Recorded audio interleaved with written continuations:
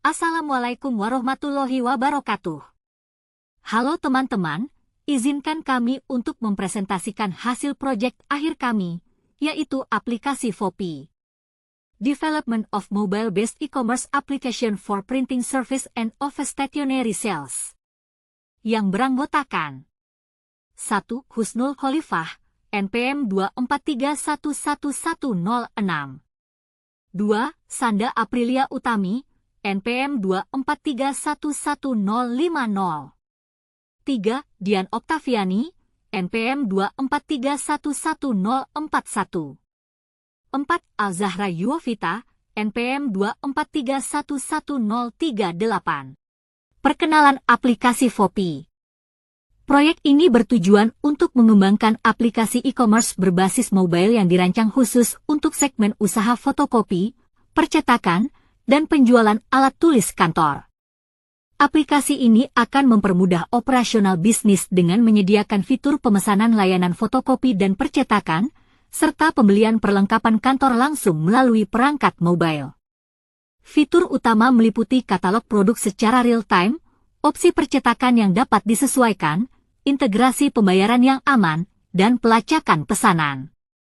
Dengan meningkatkan aksesibilitas dan kenyamanan, aplikasi ini membantu bisnis menjangkau lebih banyak pelanggan sekaligus meningkatkan efisiensi operasional dan pengalaman pengguna. Latar belakang. Kebutuhan digitalisasi. Pelanggan menginginkan layanan cepat, praktis, dan dapat diakses kapan saja melalui perangkat mobile. Metode konvensional kurang efisien. Transaksi langsung di toko memakan waktu dan kurang fleksibel. Persaingan pasar yang ketat. Banyak bisnis serupa, namun sedikit yang menawarkan layanan berbasis digital. Kekurangan platform khusus. Belum banyak aplikasi yang dirancang khusus untuk fotokopi, percetakan, dan alat tulis kantor. Solusi. Pengembangan aplikasi e-commerce berbasis mobile untuk meningkatkan efisiensi, memperluas jangkauan pasar, dan memenuhi kebutuhan pelanggan dengan layanan modern. Proses pembuatan aplikasi mobile untuk layanan percetakan dan penjualan alat tulis kantor melibatkan tahapan yang cukup panjang, dimulai dari memahami keresahan pasar hingga membangun aplikasi yang efektif, mudah digunakan, dan mampu memberikan solusi.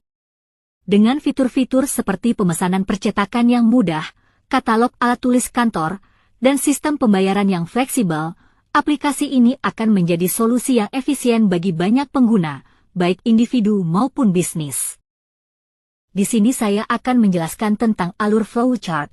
Sebelum menjelaskan alur flowchart, saya akan menjelaskan apa itu flowchart. Flowchart adalah diagram alur yang digunakan untuk menggambarkan langkah-langkah dan keputusan dalam suatu proses atau sistem. Langkah pertama yaitu mulai lalu analisis kebutuhan. Analisis kebutuhan merupakan langkah awal yang bertujuan untuk mengidentifikasi masalah yang ingin diselesaikan oleh aplikasi. Pada tahap ini, developer mengumpulkan informasi tentang kebutuhan pengguna, jenis program yang diinginkan, dan fitur-fitur yang harus ada dalam aplikasi. Kedua, desain aplikasi. Desain aplikasi. Setelah kebutuhan teridentifikasi, langkah selanjutnya adalah merancang aplikasi.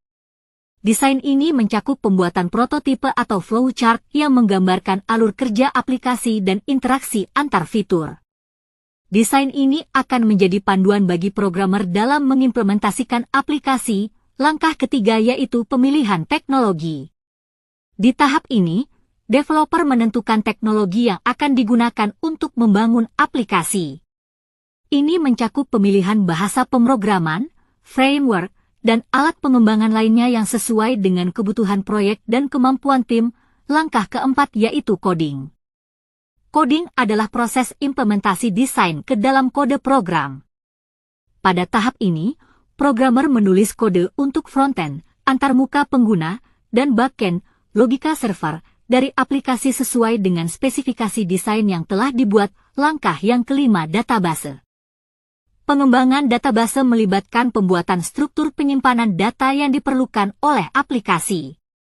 Ini mencakup perancangan tabel, relasi antar tabel, serta pengaturan akses data untuk memastikan integritas dan keamanan data. langkah yang keenam yaitu pengembangan frontend. Pengembangan frontend berfokus pada pembuatan antarmuka pengguna yang interaktif dan responsif. Ini melibatkan penggunaan HTML, CSS, JavaScript, dan framework frontend lainnya untuk menciptakan tampilan aplikasi yang menarik dan mudah digunakan. Langkah yang ketujuh yaitu pengembangan backend. Backend adalah bagian dari aplikasi yang tidak terlihat oleh pengguna tetapi sangat penting untuk fungsionalitas. Ini mencakup pengelolaan server, logika bisnis, dan interaksi dengan database. Pengembangan backend menggunakan bahasa pemrograman seperti Python, Java, atau PHP untuk membangun program ini, lalu integrasi setelah frontend dan backend selesai dikembangkan. Tahap integrasi dilakukan untuk memastikan kedua bagian tersebut dapat berfungsi secara harmonis. Ini termasuk pengujian komunikasi antara antarmuka pengguna dan server serta pengolahan data antara frontend dan database. Langkah selanjutnya yaitu pengujian. Pengujian dilakukan untuk memastikan bahwa aplikasi berfungsi sesuai dengan harapan tanpa adanya bug atau masalah lainnya.